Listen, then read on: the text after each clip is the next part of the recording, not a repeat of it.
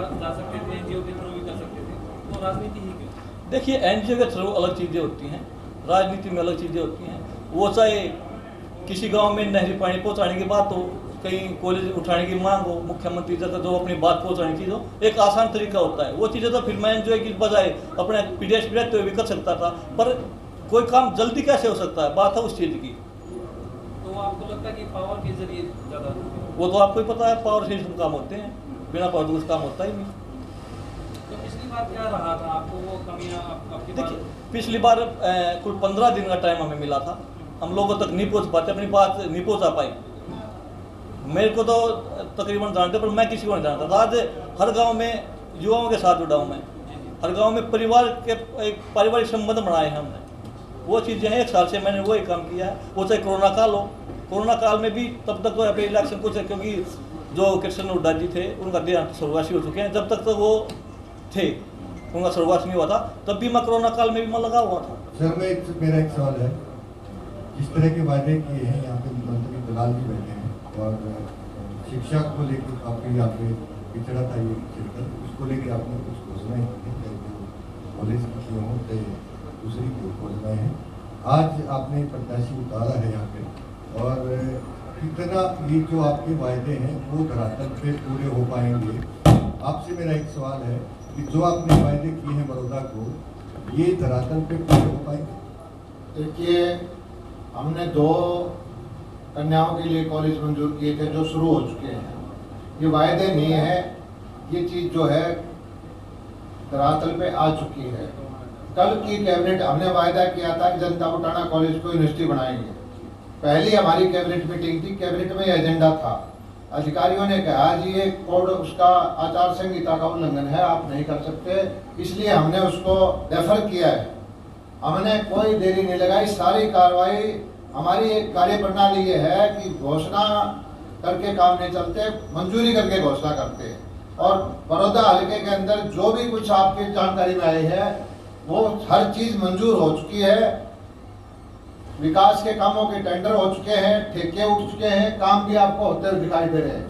एक IMT का काम है, वो सिद्धांतिक ग्रुप पे हमने मंजूरी कर ली, और एक जो आपके यहाँ कारखाना लगना है इसका धान का मुरदाना में, ये और एक यूनिवर्सिटी का काम, 3 काम की इसकी वजह से रुकी हुई है कि एकदम से तारीख आ गई। बाकी काम सारे मंजूर हो चुके हैं, और इसकी भी हम आपसे गारंटी देते हैं कि कल भी हम सोच रहे थे कि कर दे, लेकिन सारे अधिकारियों ने कल ये मुद्दा आया, कैबिनेट ने कोशिश की थी कि भी चलो जब तक चुनाव नहीं हो जाता अगली कैबिनेट में इसको ले आए। इससे जुड़ा हुआ एक सवाल है सर,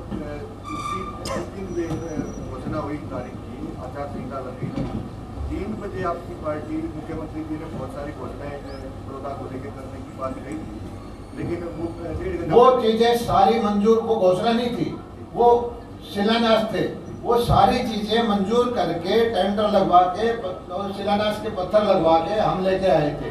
और क्योंकि अचानक इलेक्शन की घोषणा हो गई तो हमने आचार संहिता का पालन किया और कहा भी काम तो हो गए, वो सिर्फ पत्थर पे पर्दा नहीं हटाया, वो लोगों ने अपने आप हटा लिया। सारे के सारे जो पत्थर लगे थे वो सारे काम मंजूर है, काम शुरू हो गए, काम नहीं रुके। सिर्फ ये है कि उसको जो आचार संहिता का उल्लंघन ना हो इसलिए उसका पर्दा हटाने के लिए स्थगित किया था। बड़ौदा जिस नाम से कॉन्स्टिट्यूएंसी है, हमने काफ़ी 2-3 चक्कर लगाए, लोगों से पूछा, वो कहते जी बिजली बहुत कटती है और सड़क का तो बहुत बुरा हाल है और पीने का साफ पानी नहीं है। अगर आप ये कहते हैं भूपेंद्र सिंह हुड्डा सरकार ने काम नहीं किए थे, 5 साल तो उनकी सरकार रही, लेकिन 6 साल तो आपको भी हो गए, तब आपने भी नहीं किए। भूपेंद्र सिंह हुड्डा और कांग्रेस 54 साल की माफी मांगे, कमी होगी 6 साल की कमी हम मान लेंगे।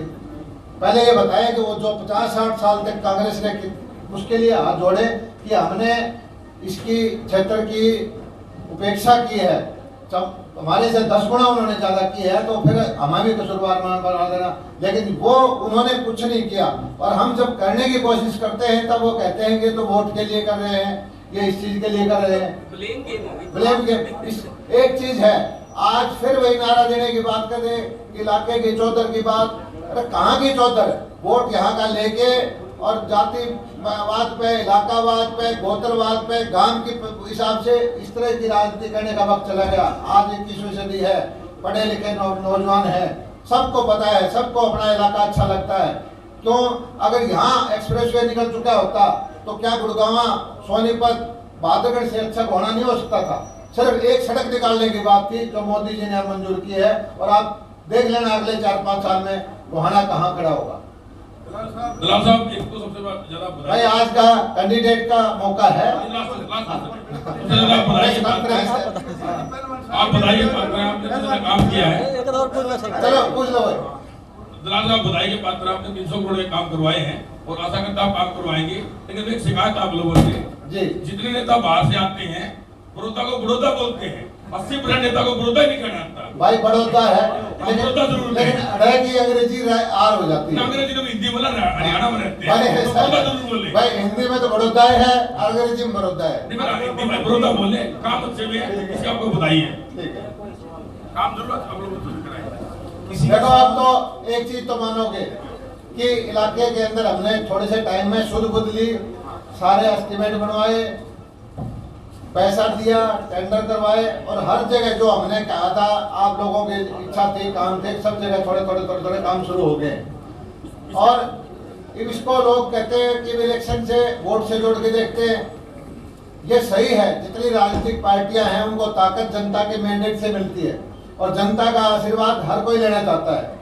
लेकिन हम जो है अपना काम दिखा के आशीर्वाद लेना चाहते हैं। हमारे विपक्षी जो है इलाकावाद, गोत्रवाद, जातिवाद, भावनाएं भड़का के बांट के राजनीति करना चाहते हैं। हम सबको एक करके राजनीति करना चाहते हैं। और मैं एक चीज सबको बताना चाहता हूँ, भाई योगेश्वर तिरंगे की शान है, तिरंगे के लिए लड़ाई लड़ी है, किसी एक वर्ग के लिए, एक प्रदेश के लिए नहीं। जहां हिंदुस्तान का तिरंगा का मान सम्मान इन्होंने दिलवाया है, और इतनी अगर सुख सुविधा लेनी होती तो आज एसपी होते।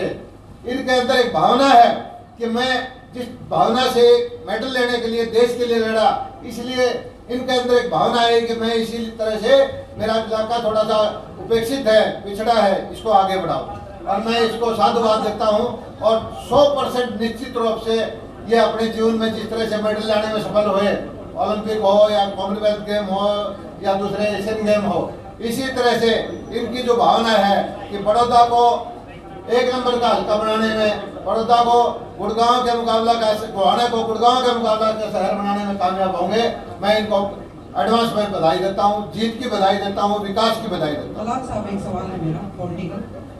जब कांग्रेस सत्तासीन थी तो बीजेपी विपक्ष में थी और ये कहते थे कि सारा पैसा सोनीपत रोहतक में लगा दिया, और जब आप सत्ता में आ रहे हैं तो इन्होंने ये सुनी बात की कलोई में भी कुछ नहीं हुआ। मैंने इन कैंडिडेटों से सुनी है, बीजेपी के कैंडिडेट थे। कलोई का तो मुझे पता नहीं, बड़ौदा की भी बात, बड़ौदा का तो मैं गली गली गाँव में कम से कम आधे से ज्यादा गाँव में गया हूँ। बड़ौदा वासी खुद ही बता देते हैं यहाँ कुछ नहीं है। यहाँ सिर्फ ये है झूठी चौधर का नारा दिया गया, और वो चौधर बड़ौदा वाले के काम नहीं आती, दूसरे ऐसी चौधर का के भाई इसे वो क्या करना है, जो इसी वो कहने का के फायदा जो काना न काटता है। सर जब विपक्ष में थे तब ये बात आती थी कि सारा पैसा इधर लगा दिया, और यहाँ बड़ौदा में कोई पैसा नहीं आया, हमने देख लिया। बड़ौदा के ऐसा ही है, उपेक्षित है, पिछड़ा है, और इसको पिछड़ा रखने में अगर किसी को कसूरवार ठहराया जाए तो सबसे पहले कांग्रेस पार्टी है। सब साथियों से रिक्वेस्ट है कि अगर किसी का आया ये भाई, वैसे तो राजनीतिक टिप्पणी मुझे नहीं करनी चाहिए, लेकिन आप सारी चीज राजनीति समझते हो। जो हुड्डा साहब ने बदला लिया था शैलजा को घरा बैठाने का राज्यसभा की टिकट में, इनके सुरजेवाला शैलजा ने हुड्डा साहब के साथ हिसाब किताब बराबर कर दिया। और यहाँ कांग्रेस वालों में वैसे कांग्रेस पार्टी एक ऐसी भली पार्टी है, उसको बार बार की जरूरत नहीं पड़ती है, आपका निपटा ले एक दूसरे से। सब साथियों से रिक्वेस्ट है कि